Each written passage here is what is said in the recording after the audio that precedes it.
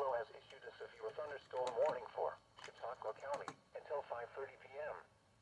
At 4:36 p.m., a severe thunderstorm was located near Waterford, or 8 miles southeast of Erie, moving northeast at 50 miles per hour.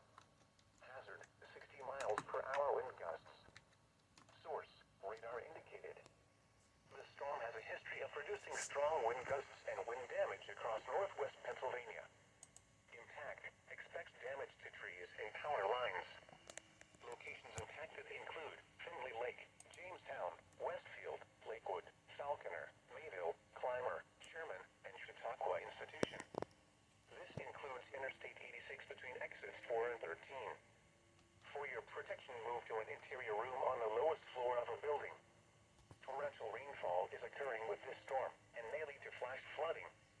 Do not drive your vehicle through flooded roadways.